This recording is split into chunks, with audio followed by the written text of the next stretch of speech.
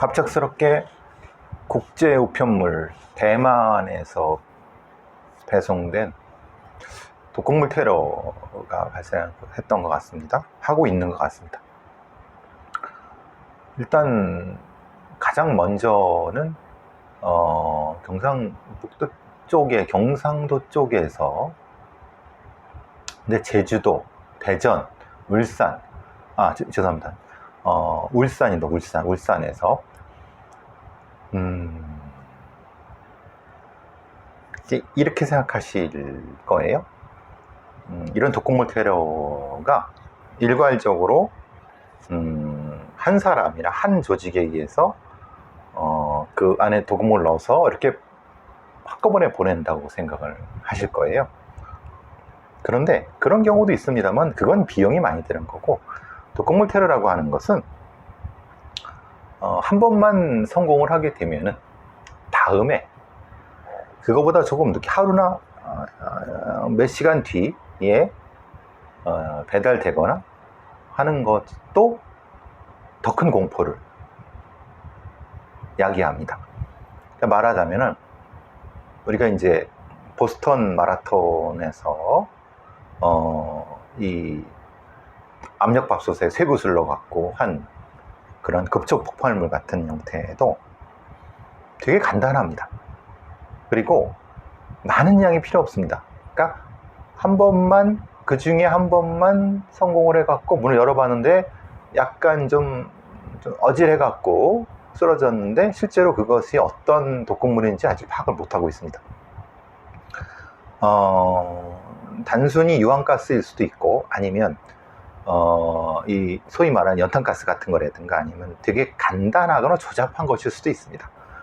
그런데 문제는 그 조잡한 것이 일으키는 파장이라고 하는 것은 그와 유사한 아니면 그와 같은 형태에서 주소지에서 발송된 모든 그 국가나 배송물은 잠재적으로 독극물입니다. 사실 근데 그 안에 있을지 없을지 모릅니다. 예를 들면 폭발물이라고 하면은 찍어보면 알죠.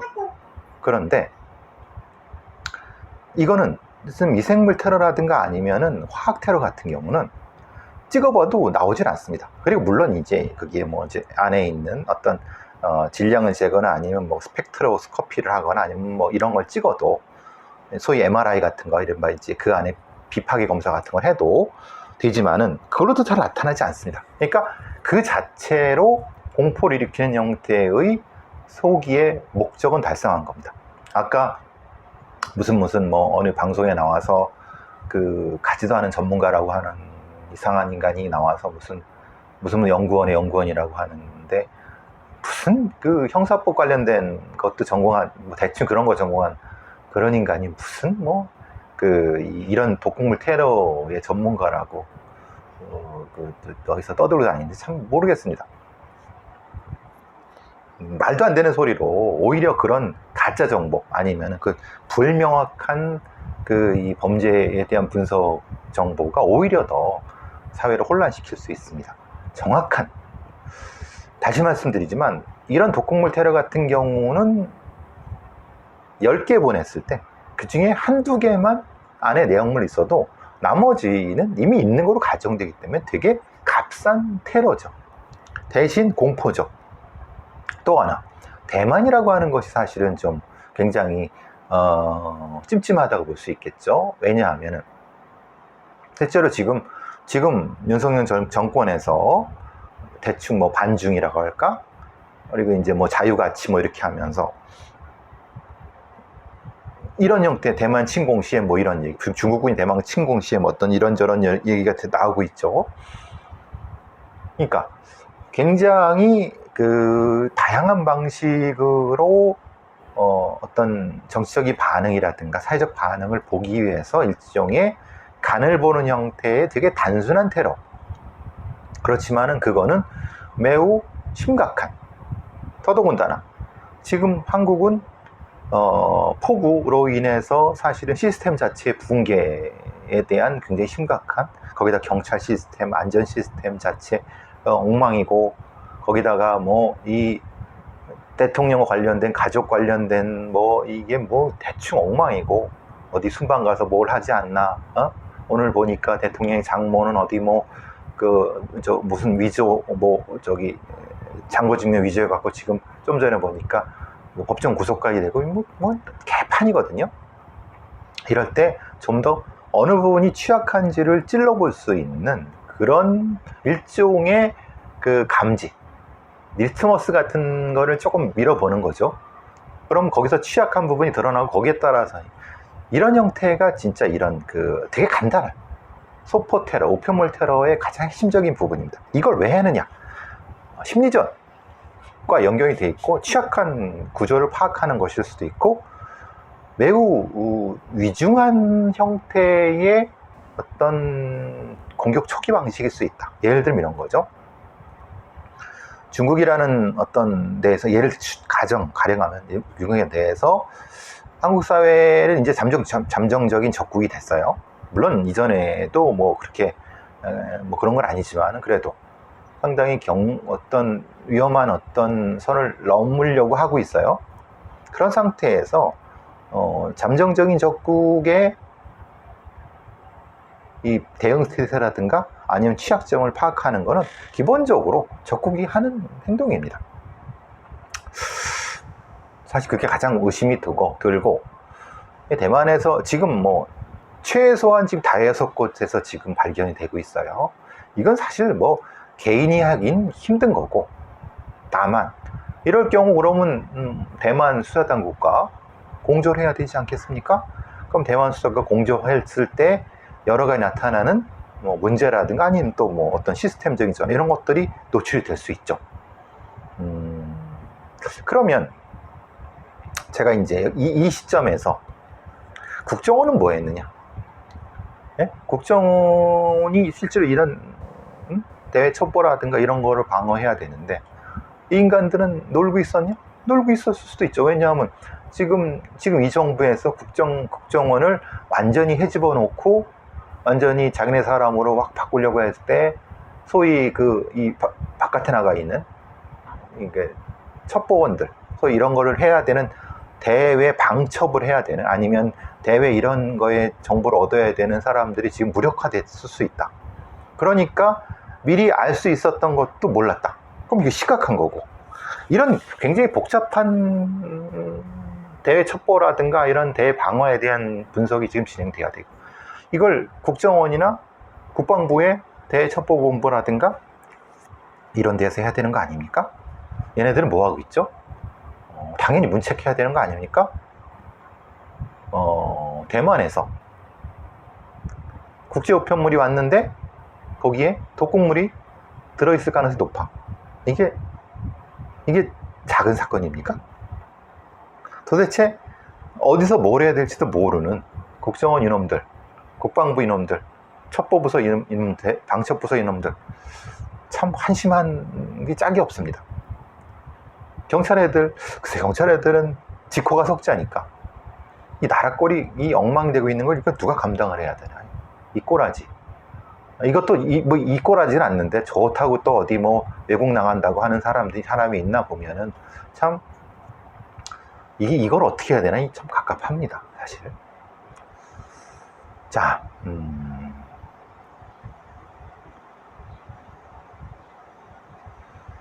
아까 제가 우리 베프들 단톡방에 참 거지 똥구멍에서 그 콩나물을 빼먹을 거지 같은 인간이라고 오마이뉴스 보도입니다. 보은 군수가 최재형입니다. 이름도 참 군수의 어머니, 군수의 어머니 정도면 실제로 그래도 뭐 기본 밥 먹고 사는 거 아닙니까? 근데 월세 5만에서 10만원 사이의 저소득층 임대주택에 들어가 있다는 거예요. 기초생활수급자나 의료급여 수급자에서 65세 이상의 저소득 고령자를 위해서 만든 공공실보주택이라는 데가 있습니다. 근데 보훈군수는 억대 연봉이에요? 억대 연봉이 아니라 하더라도 군수잖아요.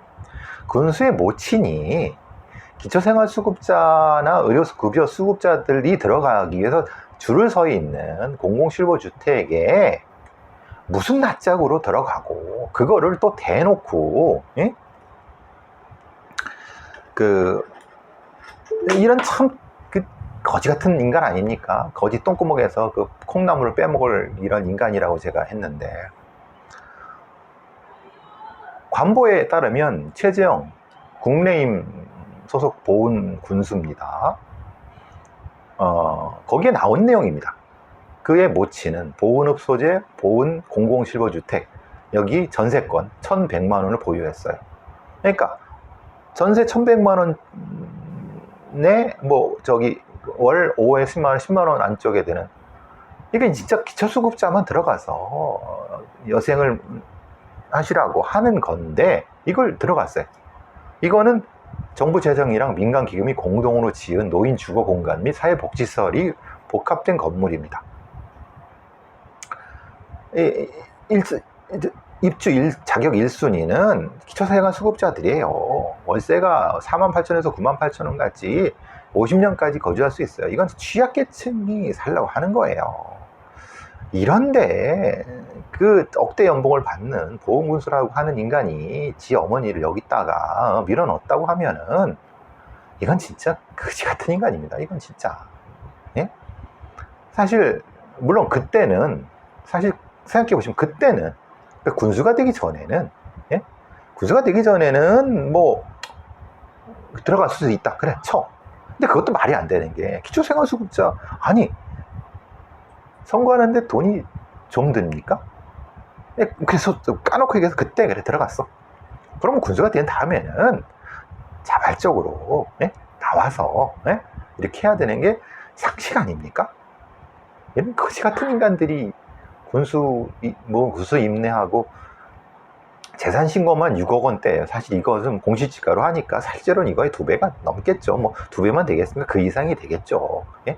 토지와 단독주택이 하면은 6억이 넘는다고 하고, 또 그 모친은 실제로 농지가 4필지에 예금 2억 2천이 넘어요. 아니 재산이 2억 2천이 넘는 사람이 기초생활수급자입니까? 아들은 보훈 군수인데? 그리고 또 아들이 또 있어요. 예? 이 농지에 또 군수 동생이 있어요.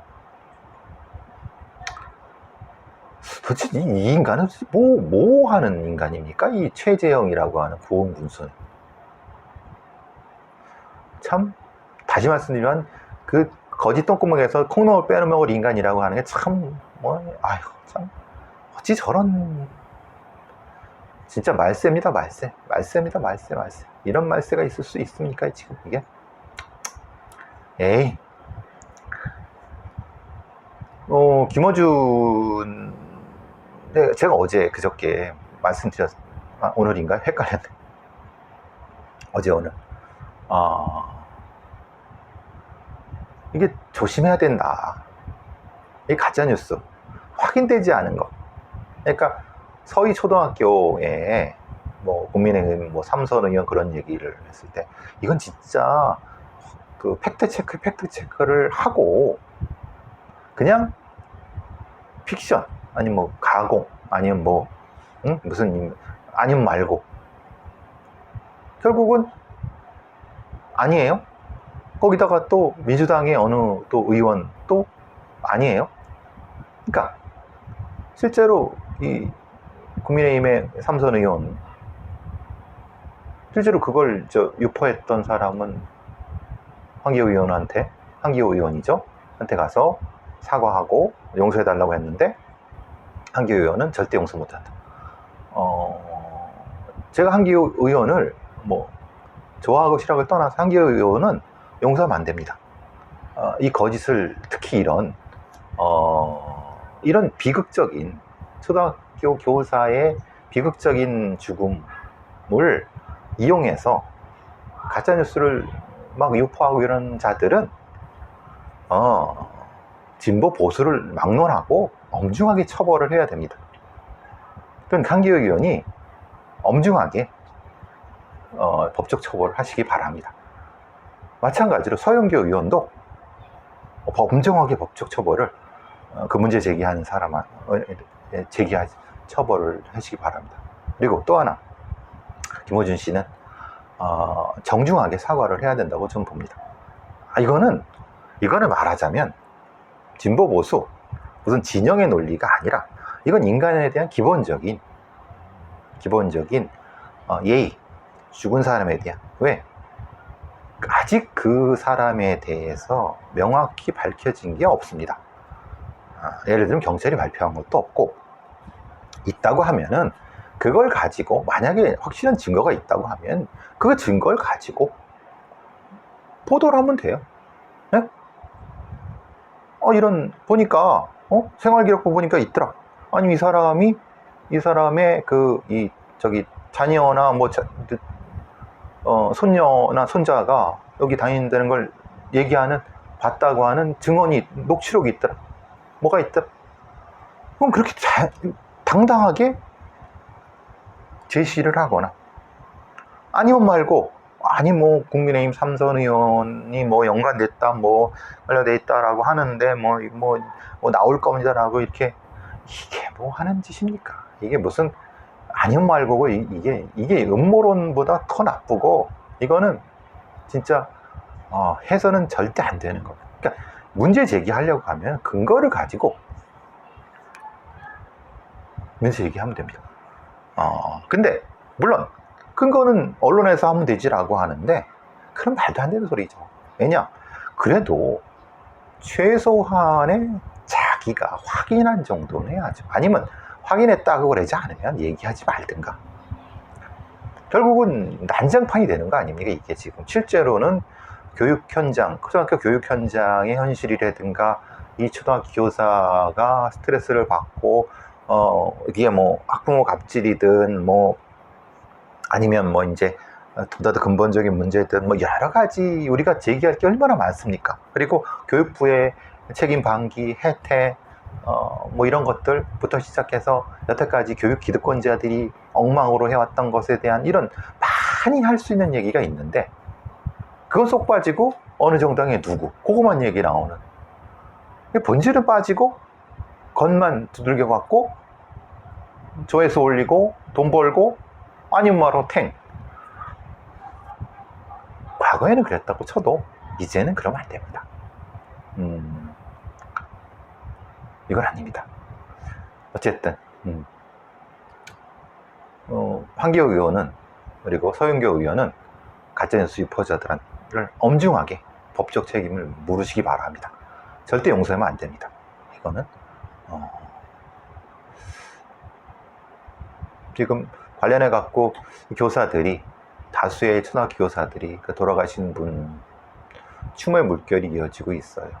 사실 이것은 교육 현장의 근본적인 문제입니다. 이게 학생 인권 조례나 예를 들면 그런 조금 작은 차원의 문제가 아니라, 물론 학생 인권 조례가 작다는 건 아닌데, 근본적으로 우리의 교육 현장에 대한 근본적인 성찰과 시스템적인 정비가 필요한 사안입니다. 그게 먼저예요. 그런 근본적인 광범위한 논의를 해야 되는 겁니다. 이거 지금 상태는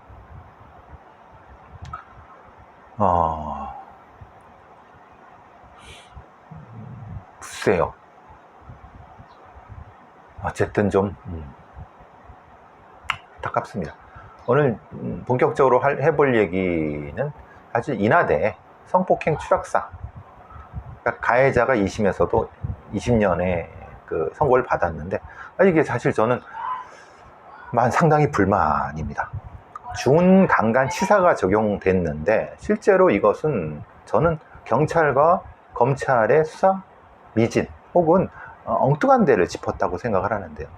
이게 말하자면 그겁니다. 3층 난간에서 성범죄를 저지르려다가, 제가 구체적으로 말씀드리기는 사실 어렵습니다. 거기서 떨어지게 만들었어요.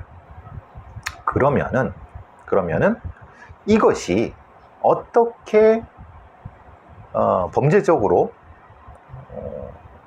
이루어졌는가에 대해서 크라임 리컨스트럭션, 범죄 현장 재구성 차원에서 했어야 되는데, 실제로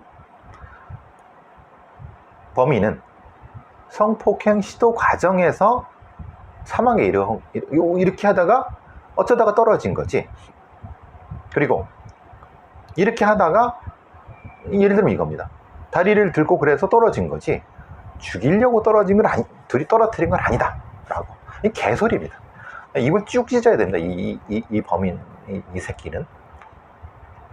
그러니까 이 법을 적용하고 이걸 입증하는 검찰이나 경찰 애들도 이 강간살인죄라고 하는 것이 살인의 의도가, 고의가 있어야 된다고 하는데, 생각해 보십시오. 미필적 고의. 그 창틀에 매달려 있는 상태에서 다리를 들거나, 그러니까 그 성범죄 행위를 하는 상태에서 떨어질 수 있다고 하는, 그 충분히 미필적 고의 가능한 거 아닙니까? 근데 그것이 살인의 고의가 아니라 강간의 고의가 있다고 보는 거예요. 이게 도대체 이 법을 하는 놈들이 참 대가리가 참 총 맞은 놈들이 많은 건데, 생각해 보세요. 범인 죽을 수도 있고 오히려 더 참혹한 거 아닙니까? 그 1심 재판부도 그렇고 2심 재판부들도 그렇고, 참 물론 여기에 안타까운 건 국가수의 감정한 게 이런 겁니다. 예를 들면 그 범인놈이 이 피해자를 어느 정도의 힘으로 들어 올렸는지를 특정할 수 없다. 그러니까 실제로는 이 범인이, 그러니까 자기가 이걸 특정할 수 없으니까, 특정할 수 없다는 것은 결국은 고의가 입증되지 않았다는 거잖아요. 근데 바꿔 얘기하면 특정할 수 없다는 것은 실제로 들긴 들은 거죠. 들은 상태에서 떨어질 수 있다고 생각했다고 하면은 그게 미필적 고의에 의한 살인의 고의가 당연히 떨어지면 죽죠. 안 그렇습니까? 이거를 이따위로 구중을 해갖고 입증을 하니 당연히 판사들도 네? 그냥 이렇게 될 수밖에 없는 거 아닙니까?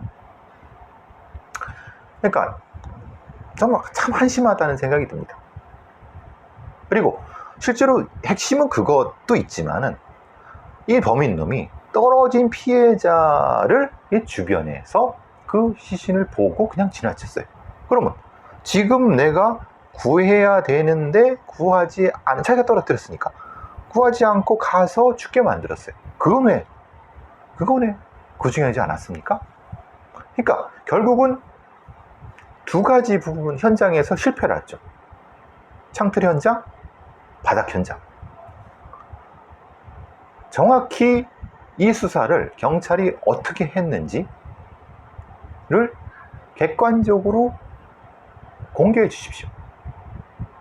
이게 진짜 등신처럼 허접하게 이렇게 이걸 들어 올리고 말고 이런 게 아니라, 그걸 가지고 이 범인의 범행 동기를 찾아야 되는 거지.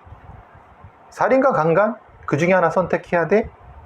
그리고 술이 취했으니까 보고 지나간 거 어떤 의식이 없었어?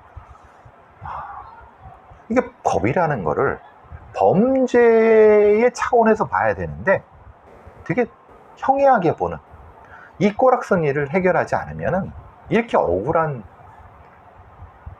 실현되지 않은 정의는요, 정의가 아닙니다. 예? 실현되지 않은 정의는 어쨌든 징역 20년이잖아 라고 하겠지만은 개소리입니다. 왜? 강간치사로 20년과 강간살인과 20년은 천지차이입니다. 사실 강간살인 됐으면 얘는 무기징역이죠. 그리고 이렇게 가다 보면은 결국은 얘도 가석방으로 나올 겁니다. 20년, 얘가 나이가 있으면 하나인데 왜? 얘는 자기의 범죄를 인정하지 않아요. 자기는 강간만 하려고 했지 살인은 아니다. 그 자체가 얼마나 참혹합니까? 그 20살 살아보지도 못한 그 인생이 결국은 이 나쁜 놈으로 인해서 처참하게, 그것도 그 차가운 바닥에서 몇 시간 동안 있다가, 그거는 처벌하지 않습니까? 그럼 구분을 했어요. 강간치상과 이 구하지 않은, 그냥 죽도록 내버려도 그럼 가중해버리면 되잖아요. 그래서 이 새끼는 징역 40년, 무기징역 이상을 해야죠. 저는 사실 이런 놈들은 사형을 쳐야 된다고 보는데, 어떻게 이런 그 수사와 기소와 재판이 있는지 저는 참으로 암담합니다. 이런 놈들이, 이런 자들이 지배하는 세상이죠. 이런 법률가들이, 같지도 않은 인간들이 법이랍시고 진짜 범죄의 어떤 걸 정의를 실현하지는 못하고, 이게 사실은 제가 제일 안타까워하고, 돌아가신 피해자분 참 그렇습니다. 술자리에서 스킨십 정도라 괜찮다라고 하는 경찰놈들이 또 이 지랄을 한 거예요. 직장 동료, 그러니까 직장 동료를 강제추행죄로 고소를 했는데, 말하자면은 뭐 합석을 했어요, 노래방에서. 그러니까 말하자면 뭐 식당에서 합석을 했는데 옆구리에 팔을 강제로 추행하고, 뭐 강제로 끌려 들어간 노래방에서 갑자기 껴안고 그랬는데, 그럼 당연히 강제추행이죠. 근데 경찰서에서 수사한 경찰서 놈들이 보내온 게 불송치 결정서에 혐의 없음, 이유가 가관이죠. 피의자가 술자리에서 있는 스킨십 정도로 성적 수치심을 일으켰다는 범죄 혐의 없어 불송치. 그러니까 술자리에서는 그 정도 스킨십은 있을 수 있다는 거예요. 이따위 생각을 하는 놈들이 경찰인 거죠. 대가리에 총 맞은 놈들이죠. 그러니까 식당에서 합석했는데 옆에 있는 직원을 옆구리를, 오른팔을 강제로 이렇게 끼워안는 정도는 술자리에서 있을 수 있다는 거예요. 지네라 그렇게 하는 거죠. 그 수사한 경찰놈들이나 그렇게 하는 거죠. 그러니까 맨날 그 여경들이 강제추행 당했다고 내부해도 꿈쩍도 안 하는 거죠. 또 노래방에 갔어요. 거기서 갑자기 끼워놨어요. 그런데 그것도 추행이 아니래요. 그 이유가 술자리에서는 이 정도 스킨십은 있지 뭐 라고 생각했다는 거예요. 이게 대한민국 경찰의 지금의 모습입니다. 지금의 모습입니다. 이게 진짜 이런 종류의 그 수사 의지도 없고 수사 능력도 없고, 그냥 왜 경찰을 합니까? 예? 이 경찰서, 예? 이 경찰서, 강원도 내 한 경찰서에 이 수사하는 애들 경찰이지 마세요. 그냥 어디 가서 탐정사무소를 하세요. 아니면 이 탐정도 비하했다고 그러는데, 아니 그 민간조사원이나 하세요. 예? 왜 경찰을 합니까? 예? 욕먹이고 참 한심한 인간들이 많습니다. 일하기 싫으면 하지 마세요. 얼마나 일을 수사하기가 싫었으면 이렇게 했을까요? 참. 마지막으로 위장수사를 해서 N번방 사건에 350건의 위장수사를 해갖고 아동성범죄자 705명, 검거 56명 구속했다고 합니다. 좋은 성과죠. 좋은 성과가 맞습니까? 글쎄요. 제가 늘 말씀드리지만 위장수사가 잘 된 게 있으면, 위장수사로 인해서 뭔가 참 어려운 부분이 있었다, 이런 부분도 같이 좀 공개를 했으면, 이건 좀 너무 무리한 건가요? 좀 기다려보죠. 위장수사 성과 나왔다고 하는데, 수사에 대한 수사 기록을 객관적으로 공개해서 검증을 한번 받으십시오. 본인들이 잘했다고 해서 박수치고 나면은 그게 무슨 수사입니까? 어쨌든 뭐 잘했다고 하니까 좀 기다려 보겠습니다.